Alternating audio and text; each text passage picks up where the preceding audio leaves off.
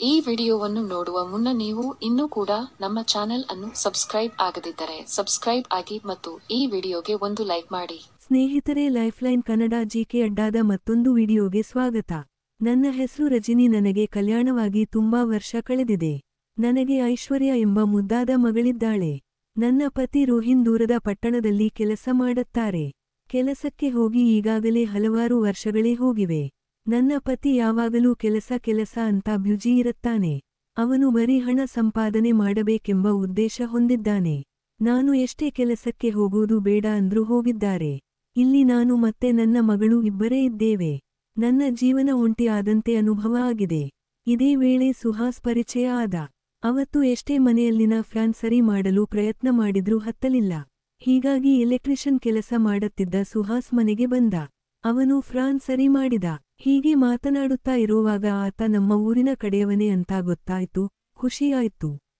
ಆಮೇಲೆ ನಮ್ಮ ಮನೆ ಕಡೆಗೆ ಏನಾದರೂ ಕೆಲಸದ ಮೇಲೆ ಬಂದಾಗ ನಮ್ಮ ಮನೆಗೆ ಬಂದು ಹೋಗುತ್ತಾ ಇದ್ದ. ಹೀಗೆ ದಿನ ಕಳೆದಂತೆ ಕೆಲಸ ಇರದೇ ಇದ್ರೂ ನಮ್ಮ ಮನೆಗೆ ಹಾಗೇ ಬಂದು ಹೋಗೋದು ಮಾಡುತ್ತಾ ಇದ್ದ. ಆದ್ರೆ ಸುಹಾಸ್ ನನಕ್ಕಿಂತ ನನ್ನ ಮಗಳ ಜೊತೆ ಹೆಚ್ಚು ಸ್ನೇಹ ಮಾಡಿಕೊಂಡಿದ್ದ. ಇದರಿಂದ ನಂಗೆ ತುಂಬಾ ಬೇಜಾರ ಆಯ್ತು. ಮೊದಲೇ ತುಂಬಾ ಹಸಿವೆಯಿಂದ ಬಳಲುತ್ತಿದ್ದ ನಾನು ಯಾರ್ಯಾರೋ ಪ್ರಯತ್ನ ಮಾಡಿದ್ರೂ ಸಹ ನನ್ನ ಗಡಿದಾಟಿಲ್ಲ. ಆದ್ರೆ ಏನ ಮಾಡೋದು, ನಂದು ಒಂದು ಜೀವ. ಹೀಗಾಗಿ ಒಂದು ನಿರ್ಧಾರ ಮಾಡಿಬಿಟ್ಟೆ. ಹಸಿವೆಯನ್ನು ಸುಹಾಸ್ ತೀರಿಸಬೇಕು ಅಂತ. ಒಂದು ದಿನ ನಾನು ಬೇಕಂತಲೇ ಪ್ಲಾನ್ ಮಾಡಿ ಮಗಳನ್ನು ಪಕ್ಕದ ಮನೆಯ ಆಂಟಿ ಜೊತೆಗೆ ಸಿನಿಮಾಗೆ ಕಳಿಸಿದ್ದೆ. ಆಮೇಲೆ ಸುಹಾಸ್ಗೆ ಫೋನ್ ಮಾಡಿ ಮನೆಯಲ್ಲಿ ಸ್ವಲ್ಪ ಕೆಲಸ ಇದೆ, ಬೇಗ ಬಾ ಅಂತ ಕರೆಸಿಕೊಂಡೆ. ಮನೆಗೆ ಬಂದು ಸುಹಾಸ್ ನನ್ನ ಮಗಳನ್ನು ಹುಡುಕುತ್ತಿದ್ದ.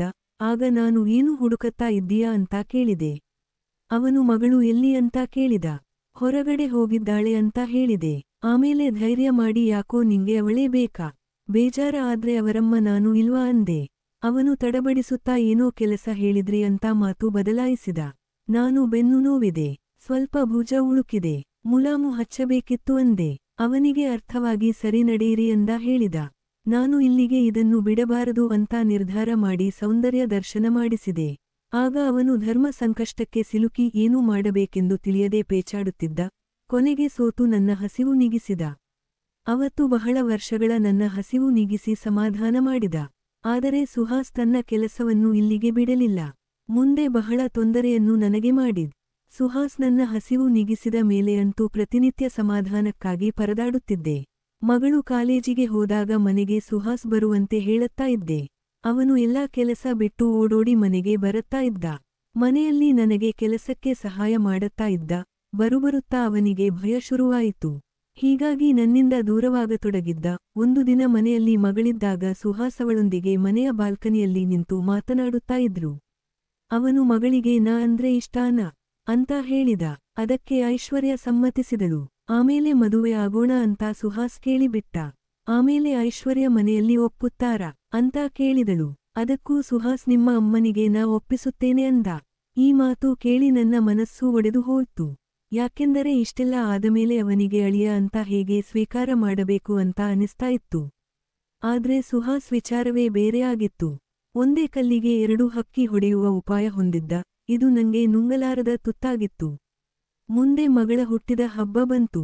ಆ ದಿನ ಬೆಳಿಗ್ಗೆ ಸುಹಾಸ್ ಬಂದು ಎಲ್ಲ ಡೆಕಾರೇಷನ್ ಮಾಡುತ್ತಿದ್ದ. ಅವನು ನಾನು ಹೊರಗಡೆ ಕೆಲಸದ ನೆಪ ಹೇಳಿ ಒಂದು ಫೋನ್ ಮನೆಯಲ್ಲಿ ಇಟ್ಟು ಅದಕ್ಕೆ ಫೋನ್ ಕನೆಕ್ಟ್ ಮಾಡಿ ಬಂದಿದ್ದೆ.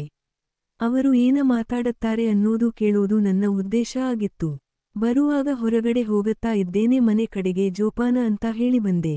ಸುಹಾಸ್ ಮಗಳಿಗೆ ಹೊಸ ಸೀರೆ ತಂದಿದ್ದ. ಅದನ್ನು ಐಶ್ವರ್ಯ ಉಟ್ಟು ಬಂದಿದ್ದಳು. ನಿನಗೆ ಖುಷಿ ಆಯ್ತಾ ಅಂತ ಸುಹಾಸ್ನಿಗೆ ಕೇಳಿದ್ದಳು. ಆಗ ಸುಹಾಸ್ ಇಷ್ಟೇನಾ, ಬೇರೆ ಏನಿಲ್ವಾ ಅಂದ. ಅವನ ಮಾತು ಕೇಳಿ ನನಗೆ ಗಾಬರಿಯಾಯ್ತು. ಪೂರ್ಣವಿರಾಮ. ಐಶ್ವರ್ಯ ಏನ ಬೇಕು ಅಂತ ಹೇಳಿದ್ದಳು. ಆತ ನೀನೇ ಅಂದ.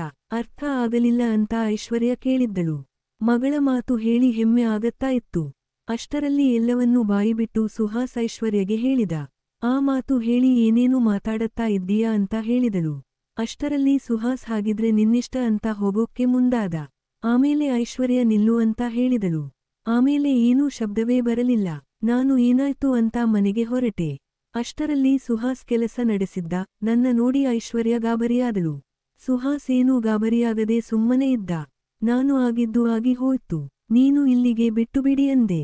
ಸುಹಾಸ್ ಫೋನ್ ಮಾಡಿ ಮಾತನಾಡುತ್ತೇನೆ ಅಂತ ಅಲ್ಲಿಂದ ಹೋದ. ಆಮೇಲೆ ಫೋನ್ ಮಾಡಿ ಮದುವೆ ಮಾಡಿಸಿ ಇಲ್ಲ ಅಂದ್ರೆ ಹಿಂದಿನ ಘಟನೆಯನ್ನು ಹೇಳುತ್ತೇನೆ ಅಂತ ಹೇಳಿದ. ಆಗ ನಾನು ಮಾಡಿದ ತಪ್ಪಿನ ಅರಿವಾಯಿತು. ಈಗಲೂ ಅದೇ ಕೊರಗಿನಲ್ಲಿ ಇದ್ದೇನೆ. ಈ ಕಥೆ ನಿಮಗೆ ಇಷ್ಟ ಆದ್ರೆ ವಿಡಿಯೋಗೆ ಲೈಕ್ ಮಾಡಿ. ಚಾನಲ್ ಸಬ್ಸ್ಕ್ರೈಬ್ ಮಾಡಿಕೊಳ್ಳಿ. ಮುಂದಿನ ಕಥೆಯೊಂದಿಗೆ ಭೇಟಿಯಾಗೋಣ. ನಮಸ್ಕಾರ.